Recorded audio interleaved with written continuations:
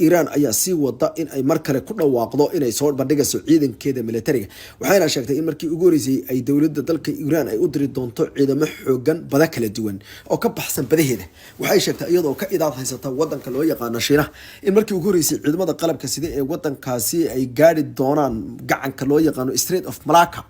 kaasoo isku xiga labada badood istiraatiijiga ee kala ah Andaman Sea iyo badda Indian Ocean iyo sidoo kale gacanka kale istiraatiijiga iyo badda weyn ee South China Sea Pacific iyo waliba aaga gacanka cadmeed aagagaas oo dhan ayay Iran sheegtay kulkii ugu horeysay inay muruqyadeeda military ku kala bixi doonto kadib markay soo saartay waxa ugu yeedhay ciidankii ugu ballaadhnaa markabkeeda weyn oo loo yaqaan Silfaqar ayaa la sheegay inuu ku biiray hanaanka dhinaca xambaarista diyaarado istiraatiiji ah Iran ayaa sheegtay in badda istiraatiijiga ay Makran ay ka mid noqon doonto goobaha saldhigyada cusub laga dhisay koonfurta wadankaasi sidoo kalena ay istiraatiijiyadeeda ku kala bixi doonto koonfurta badeed ee dalka Cumaan iyo waqooyiga dhinaca badda Indian Ocean ayadoo sheegtay in ay dagaalka badahu u noqon doono kan ugu ballaaran ee u diyaar garoobi karto xilli ay sheegtay in saxo dhulka ka oolin dhanka kalena sida wararku ay sheegayaan marba ka dambaysan ay xaqiijinayaan dhinacyo kala duwan ayaa waxay sii wadaan aragtiyo ay ku bumbuuninayaan ayaa la yiri sameynta idaacado hor leh oo cusub oo dhinaca midka u janjeera kadib markii dadka conservative-ka ama yiraahdo anagu hidahaanu aaminsanah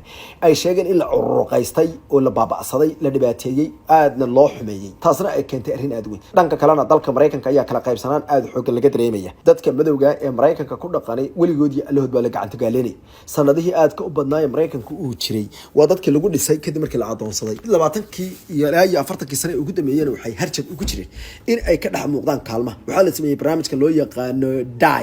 DEI oo ah barnaamij la doonayo in fursado ama kanshooyin siman oo dhinaca dawladda iyo saameynta shaqooyinka laga wada siiyo dadka oo si siman ay u helaan siyaasadaas waxay siyaasadda ay soo curiyeen qaarkoodna ay ka shaqeeyeen ilaa iyo madaxweynihii Bill Clinton loo jiray laakiin waxay xoogeysatay xilliga Obama iyo Trump iyo Biden laakiin Trump ayaa hadeerta u arka arrintaas inay ka hortagayso wuxuu ka qaaday shaqadii taliyihii ciidanka qalabka siday ee nin madow ee markii labaad dhammaan taariikhda Mareykanka ciidankaasi taliye guud ka noqda marka laga yimaado taliyihii ciidanka qalabka siday ee madow ee ugu horeeya ee jagadaas loo magacaabo Colin Powell sagaashamaadkii markii uu hogaamiyay dagaalkii koobaad ee Khaliijka loo yaqaanay garaankii Ciraaq lagaga saarayay wadanka Kuwait chanankan cusub ee hadeerta shaqada laga eriyay ayaa loo arkaa in ay tahay bikaaca howlgal cusub iyo qorshe la yaab leh oo Trump uu doonayo inuu mar kale uu kaga qaado ayaa la talaabooyin wuxuu ugu yeeray in shaqada laga eriyo dad aad u badan oo aan u qalmin oo uu sheegay in barnaamijka DEI uu yahay barnaamij lagu soo hoos gabado oo lagu fuliyo shaqooyin gaar ah iyo wuxuu ugu yeeray dawlad ku hoosno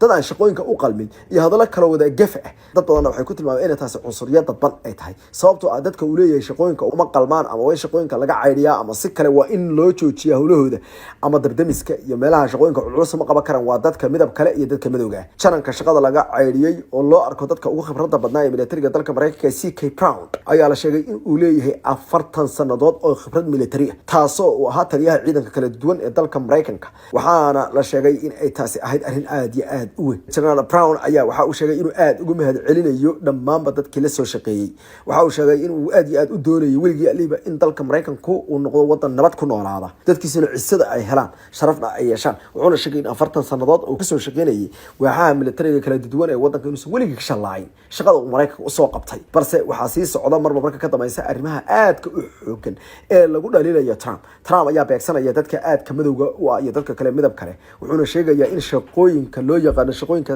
sinaanta iyo cadaaladda lagu helo in dib loo baaro macnaheedu waxa weeye dadka shaqooyinka sinaanta lagu siiyay wuxuu ka wadaa umaysan qalmaynin oo qualification lagu ma siinin taasna waxay ka dhigan tahay ayaa la ilaahay handadaad hor leh iyo waliba sidoo kale afgalagaado dadban oo ah dadka madowga ah shaqooyinka qaar kood ma geeyaan in laga wado General CK Brown markii uu magacaabay madaxweyne Biden ayaa waxa loo arkayay in gabi ahaanba uu shaqada sii haysan karo inta badan shaqooyinka noocan oo kala ah madaxda kama qaadaan taliyaha ciidanka militariga iyo lama taabto madaxweynaha cusub ilaa 10 sano oo iska dhameystaan shaqooyin inta badan lagu mashquulana maaha sida agaasimayaasha hay'adda FBI-da hay'adda CIA-da iyo hay'adaha militariga iyo waxaas oo kale sababtuna waxa weeye waa shaqooyinka u baahan continuity-ga waxa loo yaqaan shaqooyinka u baahan inay sii socoto oo qofku uu sii wado waayo maaha shaqooyin siyaasadeed ma waa shaqooyin xirfadeed iyo shaqooyin markaasi faylal muhiim ah leh marka waxa loo baahan mar walba in la iska daayo laakiin Trump ayaa dhaqamo waaweyn oo noocaas la yimid FBI-da ayuu cayriyay CIA-da ayuu cayriyay militariga uu cayriyay wuxuuna ku laray hadallo siyaasadeed oo xitaa haduuba haba cayriyay